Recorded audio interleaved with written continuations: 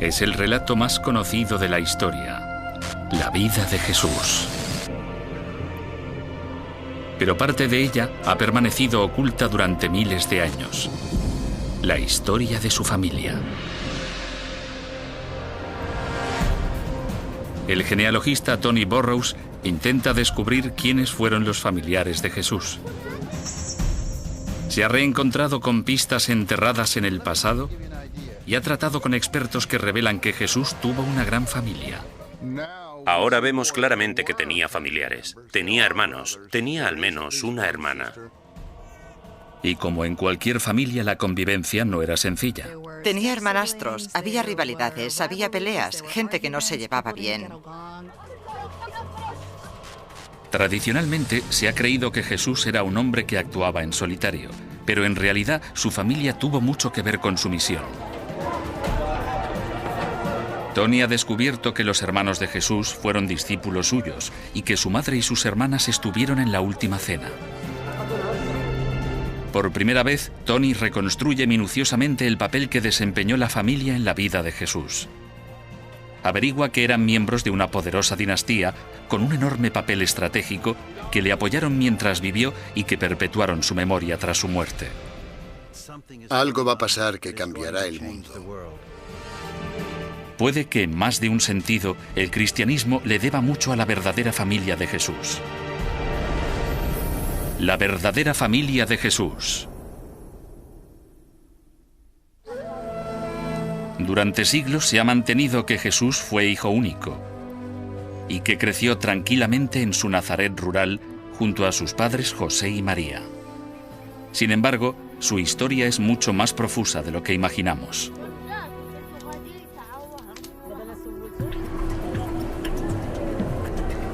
El detective y genealogista Tony Burrows investiga con el fin de encontrar a la verdadera familia de Jesús. Ha viajado por 3 continentes buscando con dedicación pistas que le permitan localizar el árbol genealógico de Jesús.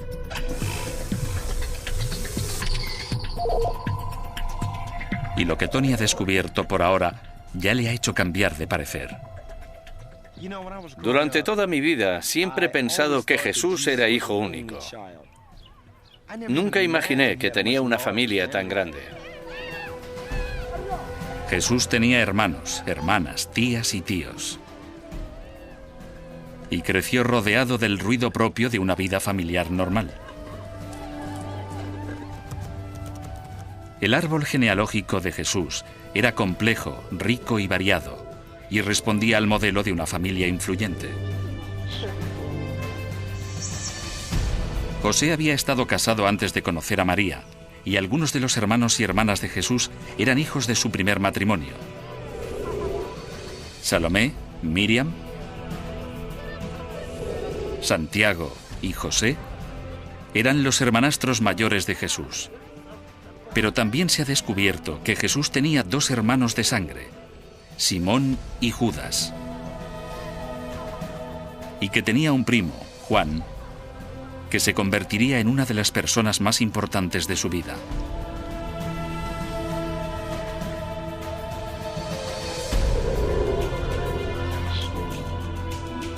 Sin embargo, Tony quiere saber si la familia de Jesús jugó algún papel importante en su misión. La sabiduría tradicional dice que no. De hecho, los evangelios parecen indicar que Jesús actuaba solo, con la única ayuda de un grupo de discípulos. Aunque se hace mención de su familia durante su infancia, no ejerció un gran protagonismo cuando Jesús alcanzó la edad adulta. En las pocas ocasiones en que se cita, Jesús se enfrenta a sus parientes. Los evangelios describen un incidente que se produce cuando Jesús está predicando ante la multitud y le comunican que han llegado los miembros de su familia. María quiere ver a su hijo. ¿Y qué dice Jesús? ¿Abrid la puerta y hacedlos entrar, es mi familia? No. Dice, estos hombres de aquí, estos son mi familia. Parece ser que la gente que había crecido con él y que mejor le conocía, le rechazaba públicamente. Pero Tony no cree que esta sea toda la historia.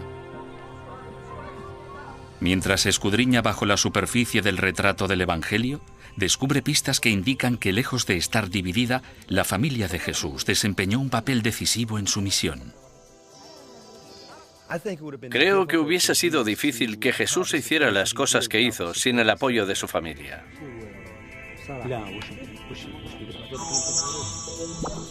Tony descubre que el hermano mayor de Jesús, Santiago, fue uno de sus discípulos.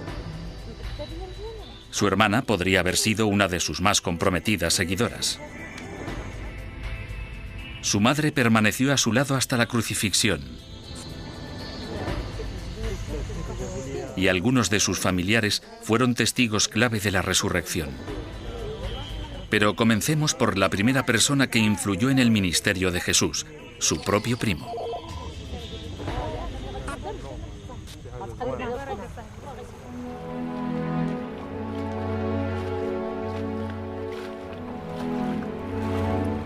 Los evangelios describen un acontecimiento trascendental cuando Jesús tenía 30 años, su bautismo.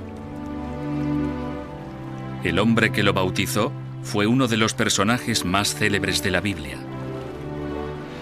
Su primo, Juan Bautista. Fue una experiencia que marcó el comienzo de la misión de Jesús.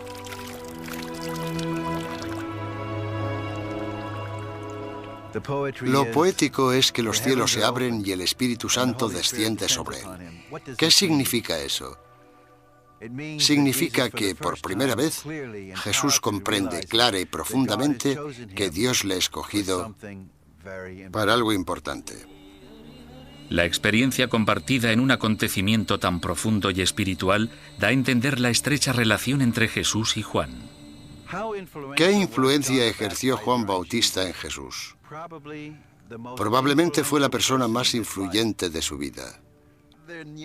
No solo les unía su misión y su pasión, sino también su genealogía. Compartían los mismos genes. Pero no solo Juan desempeñó un papel clave en el ministerio de Jesús. Tony tiene pruebas de que 2 de los hermanos de Jesús fueron discípulos suyos.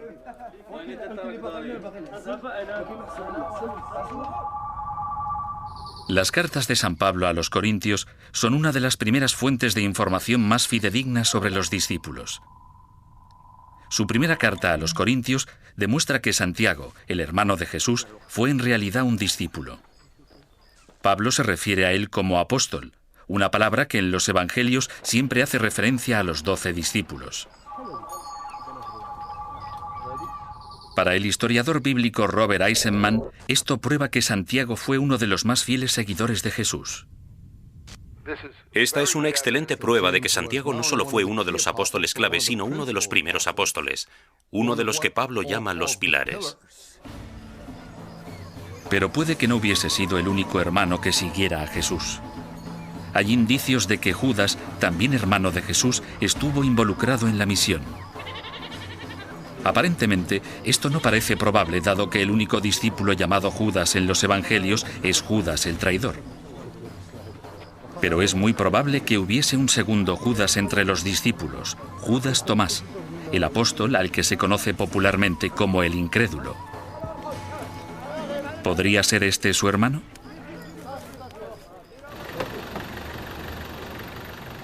Con el fin de hallar más información, Tony se dirige a Oxford, en Inglaterra, para reunirse con el historiador bíblico Mark Goodacre. Goodacre ha estudiado el significado del nombre Tomás en el siglo I.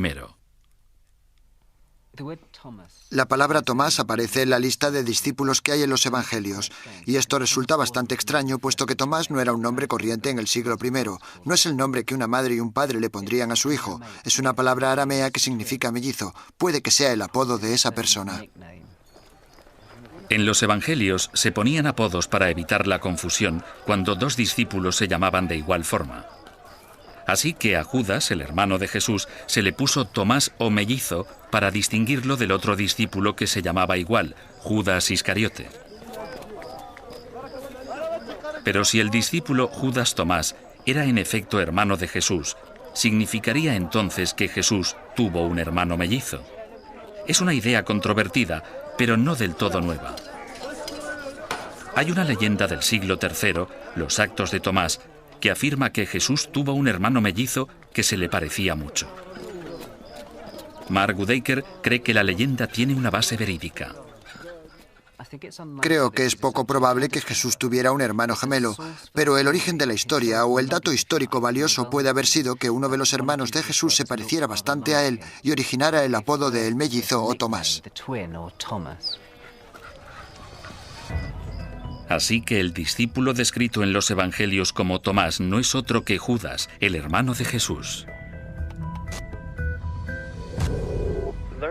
Para mí tiene sentido que los hermanos de Jesús pudieran haber sido algunos de sus discípulos, porque la familia es tu mayor aliado y la lealtad en esa familia puede que fuera muy fuerte.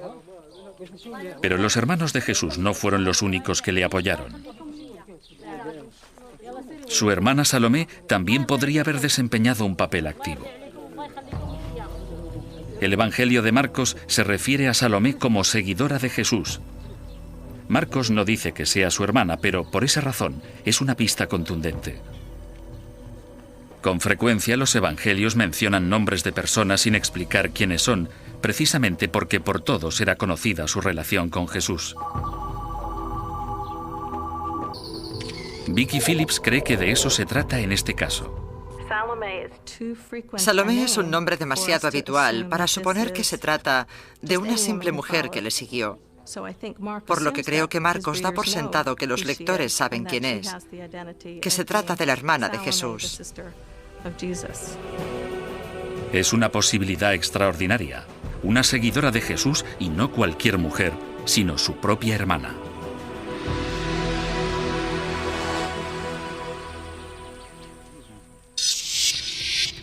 Pero todas estas revelaciones solo sirven para aumentar el misterio. ¿Por qué la familia de Jesús habría de ayudarle?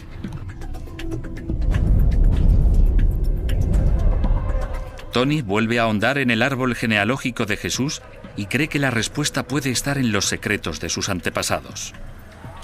La familia de Jesús pudo formar parte de una dinastía en el seno de la cual se esperaba que un día nacería un Mesías real.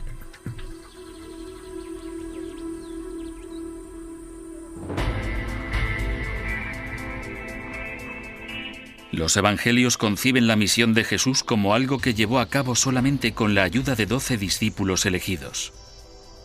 Incluso sugieren que cuando se hizo hombre, él y su familia estaban enfrentados. Pero el genealogista Tony Burrows ha descubierto que sus familiares no estaban ni mucho menos distanciados de él. En realidad, sus hermanos y una de sus hermanas podrían haber sido discípulos suyos. Pero eso suscita una pregunta. ¿Por qué habrían seguido a Jesús? Tal vez por el sentido del deber familiar, aunque Tony piensa que no puede ser la única razón. Es natural apoyar a tu familia porque es familia, pero es completamente diferente arriesgar tu vida y arriesgarlo todo por ellos. Así que debió haber habido algo distinto para que los hermanos y hermanas de Jesús apoyaran su misión.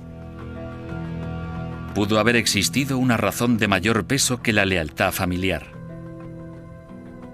Quizás tuvieron motivos para pensar que su hermano era especial, que incluso podía ser el Mesías, el esperado Salvador que liberaría a los judíos de la tiranía romana que controlaba Israel.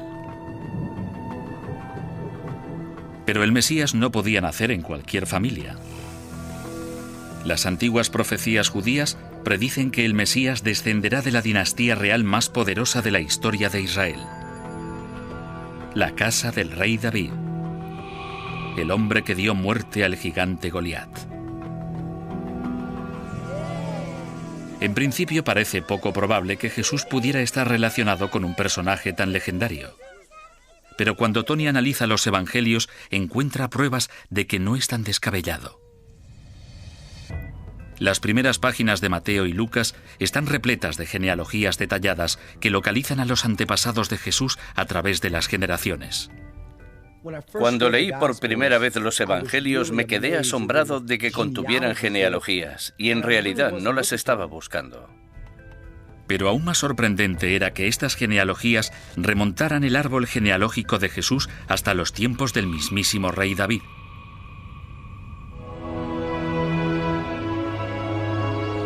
Es una afirmación increíble y controvertida. Jesús y sus hermanos podrían haber sido miembros de la familia real más eminente de la historia judía. Pero algunos especialistas dudan de que Jesús descendiera realmente de David.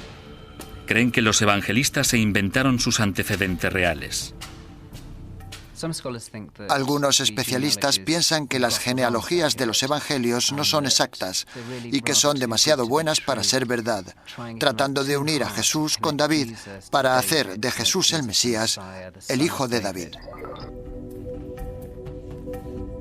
Tony necesita una fuente independiente que pruebe las afirmaciones de los evangelios. El doctor Neil Rosenstein cuenta con pruebas decisivas que confirman que Jesús y sus hermanos eran realmente descendientes del rey David.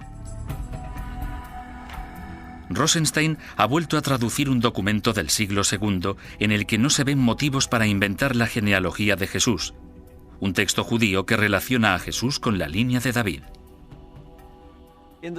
El Talmud conserva una declaración interesante de cuando tuvo lugar el juicio de Jesús y lo llevaban a ejecutar. El comentario dice que él era Kalob Lammahut, lo que en hebreo significa que estaba relacionado con el gobierno. No obstante, dichas palabras hebreas pueden también traducirse como relacionado con la realeza. Y por eso considero que esto prueba y respalda la afirmación de los evangelios de que era descendiente de David. Si la familia de Jesús descendía del rey David, tenía motivos para esperar que el Mesías judío naciera dentro de su estirpe.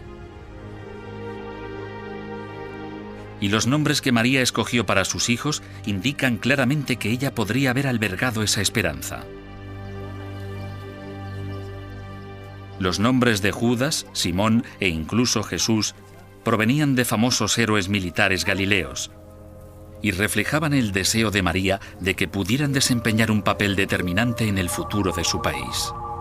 Bruce Chilton ha investigado el significado de los nombres en el siglo I. Cuando se decide poner a un niño un nombre simbólico, de modo que se identifique con las esperanzas de un movimiento, se está abriendo la puerta a la posibilidad de que ese niño también forme parte de dicho movimiento. En el caso de María, supondría la esperanza de que uno de sus hijos, o tal vez todos, pudieran ser parte de la salvación final de Galilea, arrebatada de manos romanas y, en su lugar, regida por el reinado de Dios. Neil Rosenstein está convencido de que Jesús y sus hermanos se habrían criado entre esas esperanzas. La familia de Jesús habría sabido lo de su prestigioso descendiente y María y José se habrían dado cuenta de las posibilidades de que un miembro de su familia pudiera convertirse en el Mesías. La familia de Jesús pudo haber esperado que el futuro líder de Israel surgiera de entre sus miembros. Pero Tony se cuestiona por qué fue precisamente Jesús.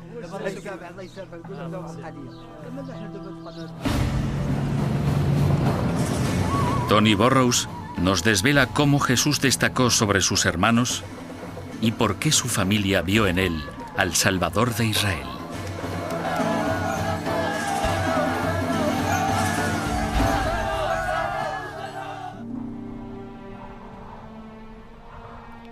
Tradicionalmente se ha contemplado a Jesús como un hombre con una misión que cumplir y que en gran parte actuaba en solitario.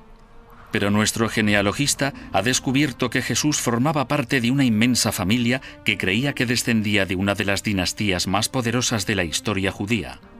Una dinastía que habría estado esperando el nacimiento del Mesías dentro de su linaje. Ahora, Tony quiere saber qué hizo pensar a la familia de Jesús que él fuera el Mesías. Y se dirige a Galilea, al norte de Israel, para averiguarlo.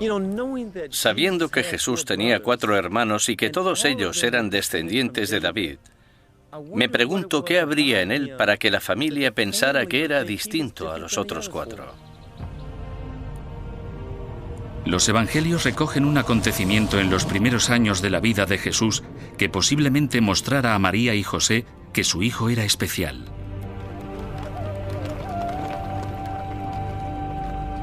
El Evangelio de Lucas dice que cuando Jesús tenía 12 años, emprendió un viaje que cambió su vida. Una peregrinación familiar a Jerusalén, el centro del mundo judío. Las familias viajaron unidas en grandes grupos y a pie. El viaje duró unos 5 días.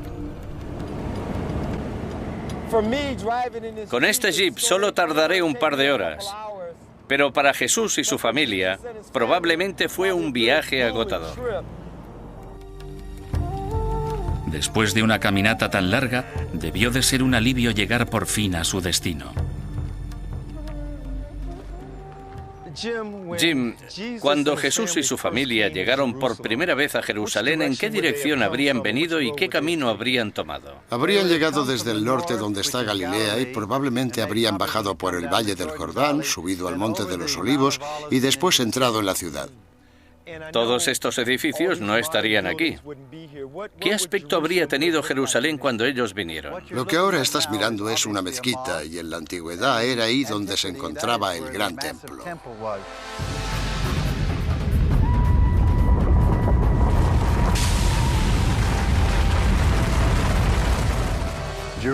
Jerusalén en la época de Jesús era mucho más impresionante que ahora. Y cuando de niño vio el templo, descubrió lo que era una de las maravillas del mundo antiguo.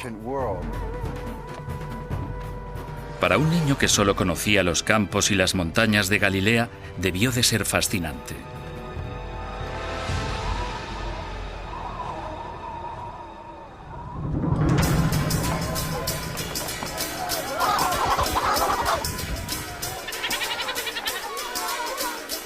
Pero para la familia de Jesús el viaje fue memorable por un motivo muy diferente.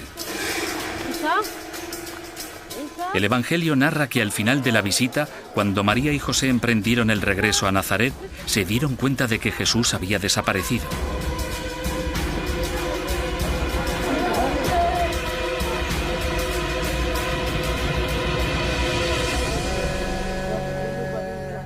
Entonces volvieron al templo y lo encontraron allí.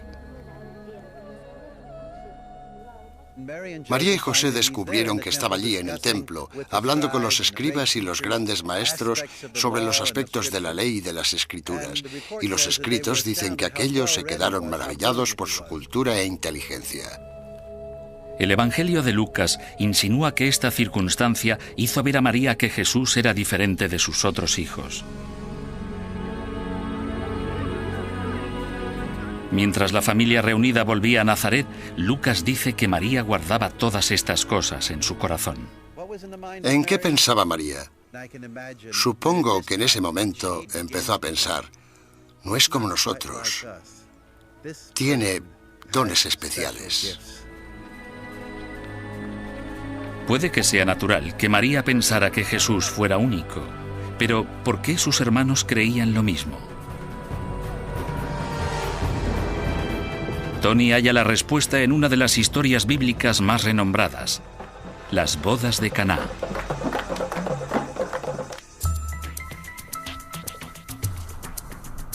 El detective y genealogista Tony Burrows ha averiguado que algunos de los hermanos de Jesús y posiblemente una de sus hermanas fueran también sus discípulos. Pero Tony también quiere saber por qué eligieron seguirle y encuentra una pista reveladora en el Evangelio de Juan.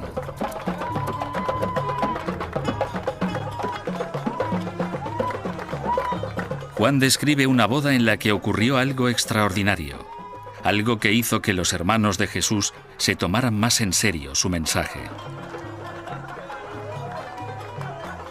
Se cuenta que el vino de los anfitriones se había terminado y Jesús dijo a uno de los sirvientes que llenara de agua las tinajas vacías.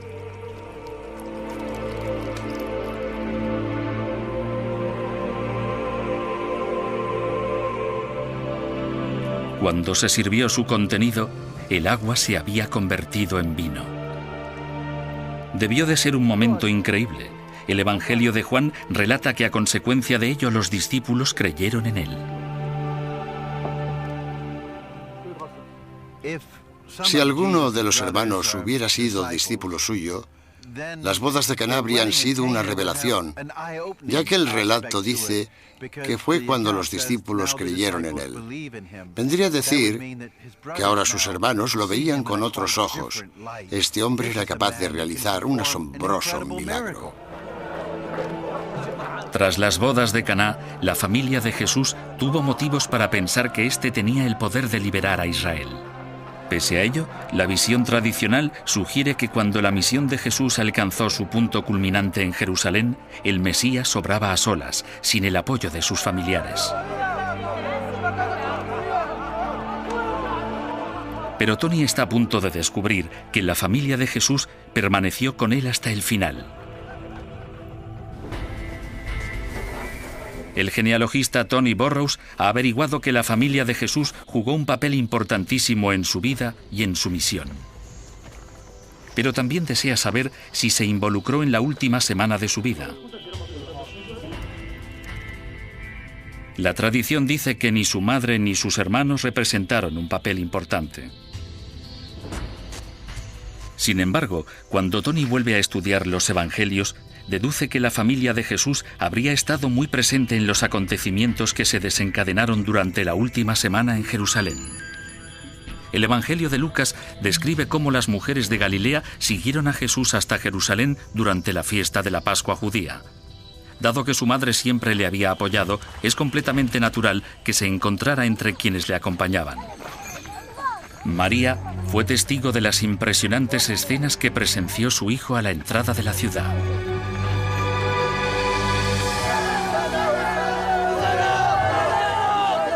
Las multitudes recibieron a Jesús con aclamaciones y le acogieron como el Hijo de David, el Mesías. Una bienvenida como esta hizo pensar a su familia que se acercaba el momento de la acción. Para María fue un momento de emociones encontradas. Por primera vez se había dado cuenta de que su hijo podía correr peligro. Se da cuenta de que cuando uno congrega multitudes se convierte en un hombre fichado. Toma un rumbo peligroso, pero nadie se imaginaba la muerte tan espantosa y humillante que finalmente tendría.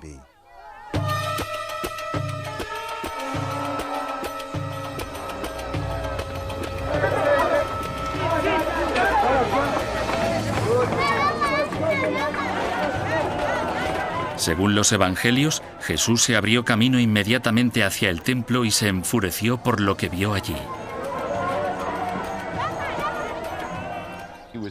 Jesús se disgustó muchísimo al ver que en un lugar sagrado se estaban llevando a cabo actividades profanas y seglares como el cambio de dinero.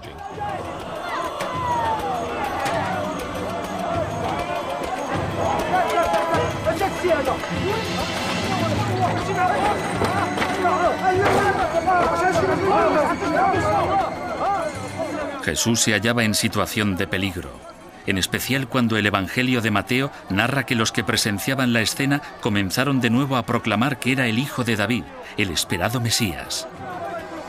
Las versiones de los Evangelios dan la impresión de que la familia de Jesús no participó en el enfrentamiento. Pero según algunos expertos, Jesús no actuaba solo. Le acompañaba alguien muy cercano. Fue un acto muy coordinado y en el que participaron muchísimos seguidores para que Jesús pudiera lograr lo que se describe en los evangelios. De entre todos aquellos seguidores, no hay duda de que el que habría sido más importante para Jesús fue Santiago, su hermano. Y si algunos de los otros hermanos de Jesús fueron también sus discípulos, no es ilógico creer que también se encontraran allí. Habría estado bien que sus hermanos estuvieran con él entre ese grupo que le acompañaba en el templo y que seguramente decía: tienes razón, hermano, eso está mal. Es probable que no solo los hermanos de Jesús le acompañaran en su última semana.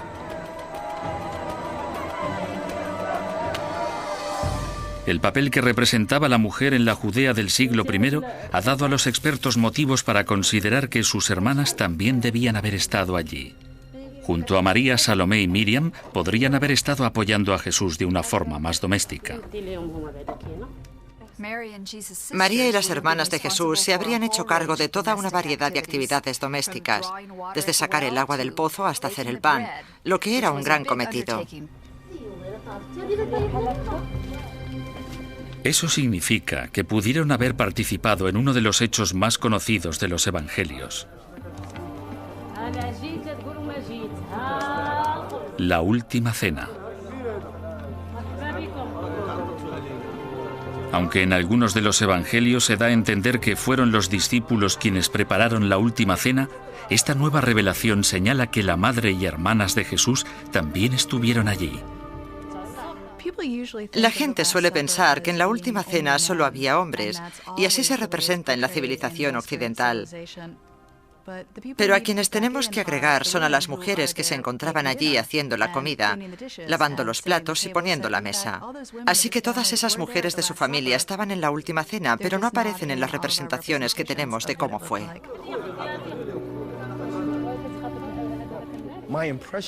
La impresión que tenía de la última cena era que todos eran hombres, Jesús y sus discípulos. Por lo que cuando me enteré de que sus hermanas y su madre también estuvieron allí, me quedé completamente impactado. Para la madre de Jesús, la última cena fue la calma antes de la tempestad. Mientras servía a sus hijos, nada le hizo sospechar que la tragedia estaba cercana. Solo 24 horas separaban a Jesús de la muerte.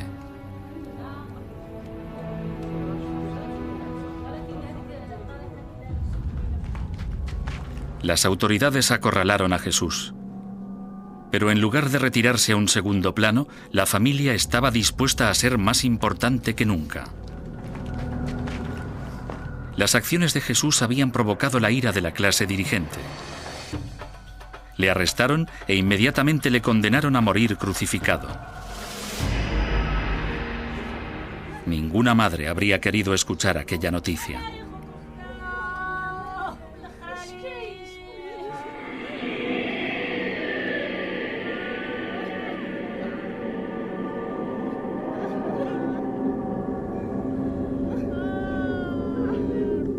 Por primera vez, los evangelios coinciden en que cuando Jesús estuvo en la cruz, fue acompañado por miembros de su familia, pero discrepan sobre quiénes fueron exactamente.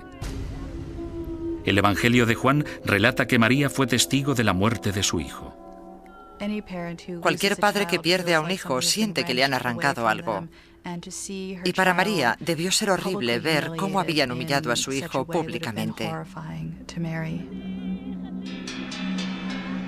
Pero es probable que no estuviera sola. Lucas menciona que las mujeres que le siguieron desde Galilea también presenciaron la crucifixión, por lo que hay motivos para suponer que las hermanas de Jesús, Miriam y Salomé, también se encontraran allí. De ser cierto, habría sido una experiencia terrible ver a su hermano ejecutado de forma tan cruel. A los pies de la cruz, la familia de Jesús vería al hombre que había sido sometido a las mayores torturas la noche anterior. Vería las heridas, vería a un hombre que había padecido mucho. ¿Lo llegaremos a entender? La familia está sufriendo muchísimo. Pero he aquí la trágica ironía de la historia. Parece ser que las mismas personas que sufrieron más por la muerte de Jesús, su familia, fueron también sin querer responsables de su crucifixión. Todos los evangelios coinciden en que en la cruz había una inscripción con las palabras «Rey de los judíos», que confirmaban que su descendencia provenía de la línea real de David, lo que constituía una amenaza para las autoridades. El árbol genealógico de Jesús resultó ser mortal.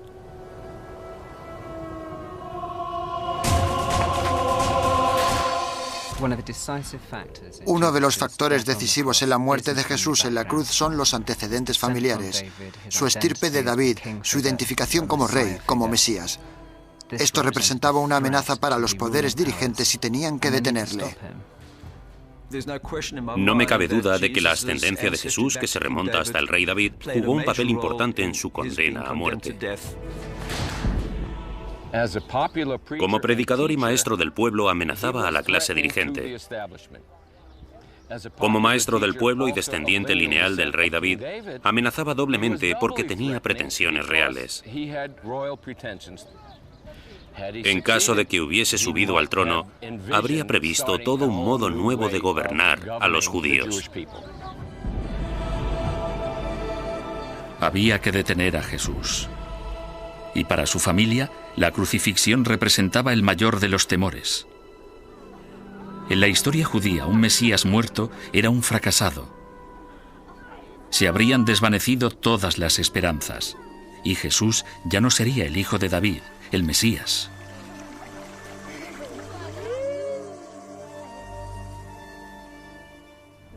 Cuando la familia levanta la vista, recuerda al hombre tan magnífico que había sido. Todo ha llegado a su fin. ¿Cómo va a haber una esperanza? Se ha terminado. Pero como todos sabemos, este no fue el final de la historia. Tras su muerte, la gente empezó a asegurar que Jesús había resucitado de entre los muertos. Sin embargo, tal y como descubre Tony, no fue cualquier persona la que presenció la resurrección, fue su familia. La influencia de esta dinastía galilea estaba a punto de cobrar mayor importancia. Tras la crucifixión, sus parientes, desconcertados y desmoralizados, debieron de perder la esperanza de que Jesús fuera realmente el Mesías. Pero los evangelios dicen claramente que la historia no terminó allí. Afirman que lo que sucedió después no cambiaría solo la vida de Jesús, sino todo el curso de la historia.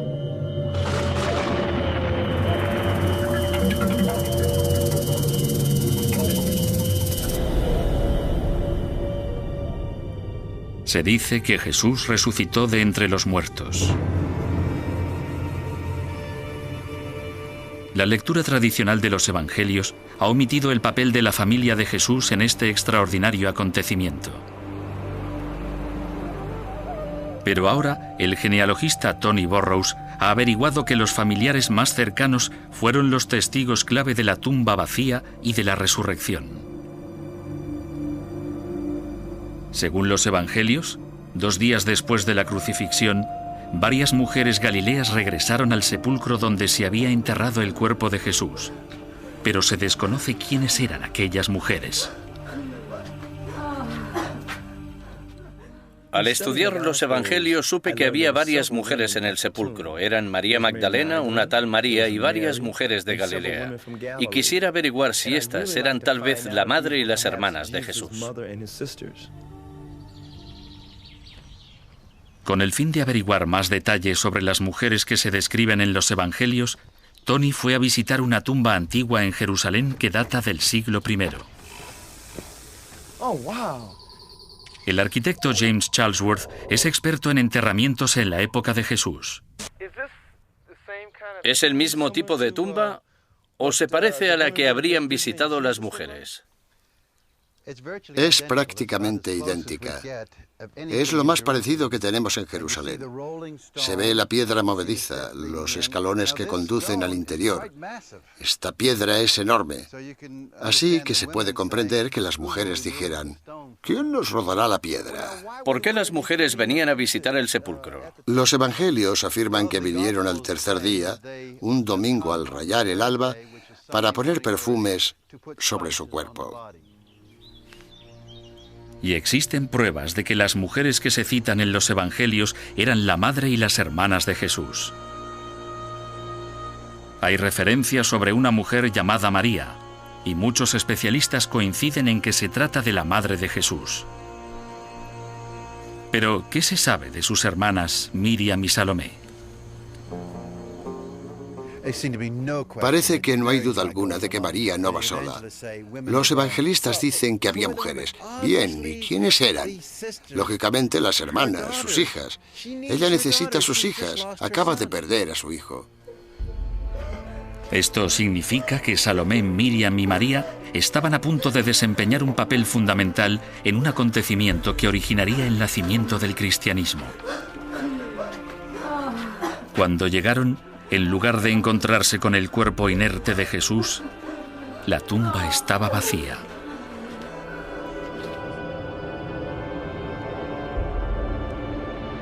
Allí les esperaba un ángel y les reveló que había ocurrido algo extraordinario.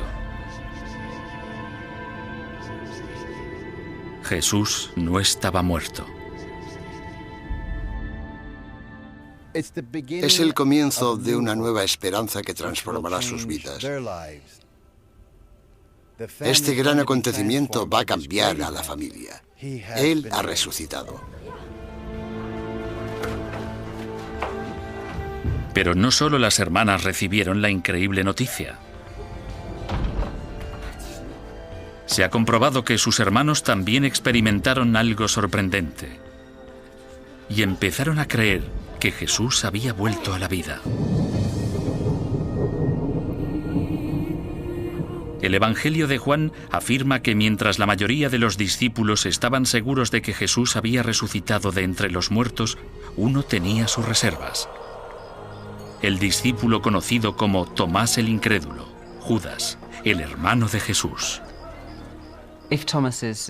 Si en realidad Tomás es hermano de Jesús, entonces es natural que sea un poco escéptico respecto a lo que cuentan. Es lo que desea toda persona de luto, que su familia regrese. Por eso Tomás dice, no me lo creeré hasta que no lo vea. Según los evangelios, 8 días después, Tomás también ve a Jesús. Es en este momento cuando cree que Jesús, su hermano, ha resucitado de entre los muertos. Pero no solo fue Tomás. Nuevas investigaciones aseveran que otro de los hermanos de Jesús también vio a Jesús resucitado. El Evangelio de Lucas describe la historia de 2 hombres que se dirigían a Emaús, una aldea a las afueras de Jerusalén.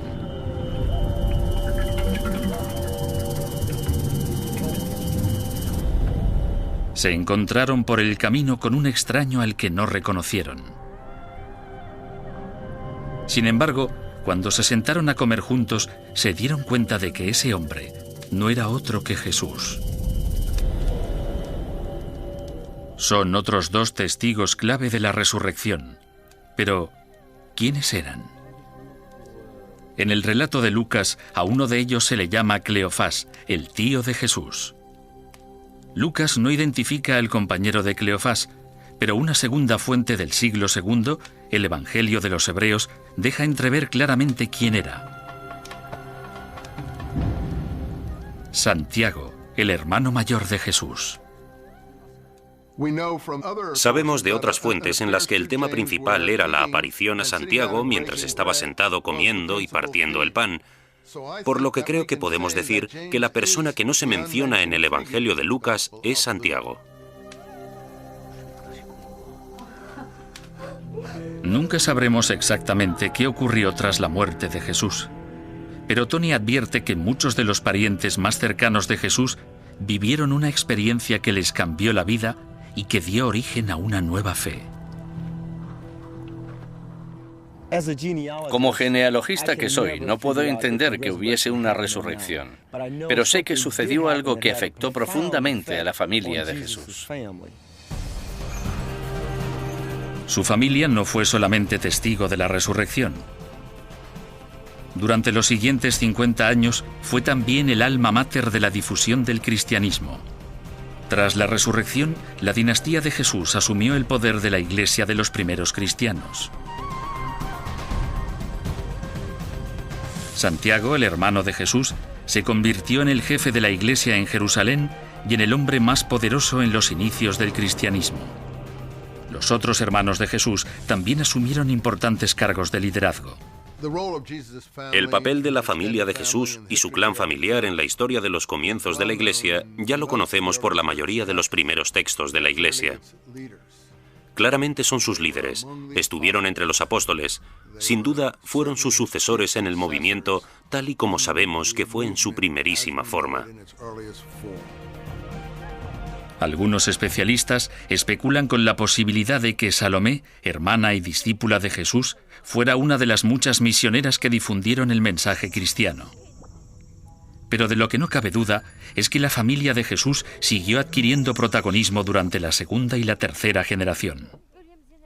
Otra fuente, Eusebio, dice que Judas, el hermano de Jesús, tuvo 2 nietos, Zoquer y Santiago, o sea, los sobrinos nietos de Jesús, que fueron destacados líderes cristianos. El nacimiento del cristianismo le debe mucho más a la verdadera familia de Jesús que a los documentos históricos. Y para Tony, esto suscita un último interrogante. Lo que me desconcierta de los evangelios es que dicen muy poco de la familia de Jesús y, sin embargo, parece que su familia le apoyó durante toda su vida. Y aún es más misterio cuando después de su muerte fueron tan importantes en los comienzos de la Iglesia y del cristianismo. Que la historia de la familia de Jesús haya sido en buena parte olvidada en la época de los evangelios tiene una explicación. Fueron escritos más de 30 años después de la muerte de Jesús. El mundo que reflejan los evangelistas era muy diferente de aquel en el que la familia de Jesús había detentado poder. A los cristianos se les perseguía y muchos de los creyentes se convertían contra la voluntad de sus familias, las cuales estaban preocupadas por su seguridad. En un mundo así, la familia de creyentes adquiría mayor importancia que cualquier familia biológica.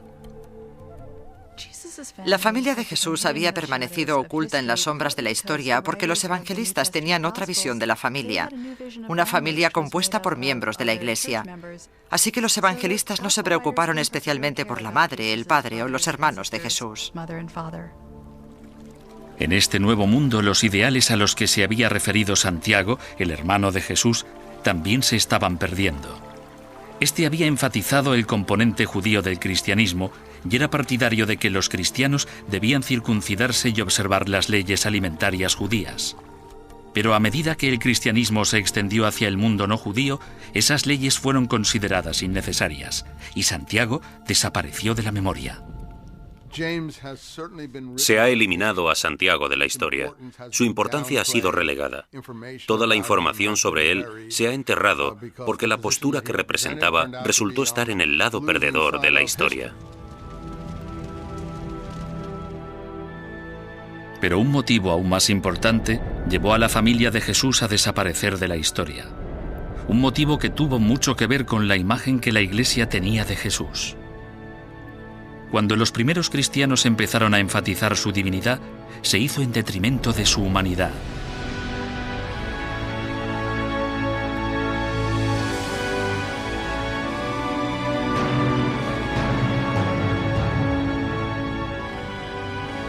Puesto que cada vez se centraba más la atención en el Hijo de Dios, la familia terrenal de Jesús quedó apartada. Cuando en el siglo II el énfasis en la filiación divina de Jesús se hizo más importante, su filiación humana fue cada vez menos relevante.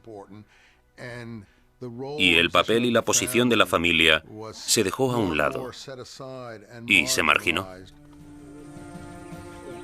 La Iglesia comenzó a enseñar que Jesús era divino y que María no era cualquier madre, sino la Madre de Dios.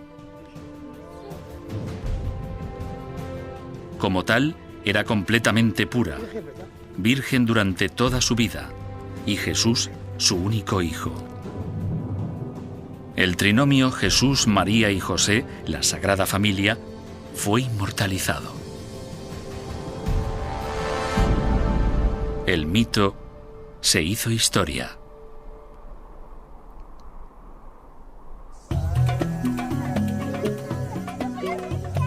La búsqueda de Tony está casi terminada.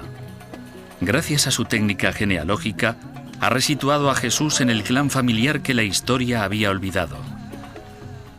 La genealogía nos permite descubrir a personas de las que nunca habíamos oído hablar y les damos vida. Gracias a esta investigación se ha podido desvelar cuál era la familia de Jesús y reparar en las vidas de sus allegados después de 2000 años.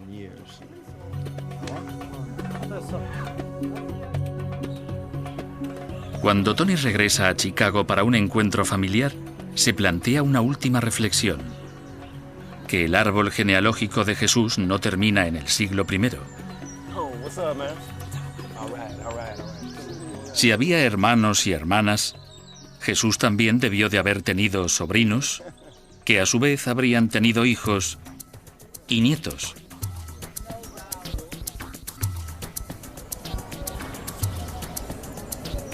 Y eso nos conduce a una asombrosa posibilidad. Puede que los familiares de Jesús sigan subsistiendo entre nosotros. Sabiendo que Jesús tuvo una gran familia, hermanos, hermanas y muchos primos, debemos considerar la posibilidad de que los descendientes de la familia de Jesús estén hoy en día vivos entre nosotros.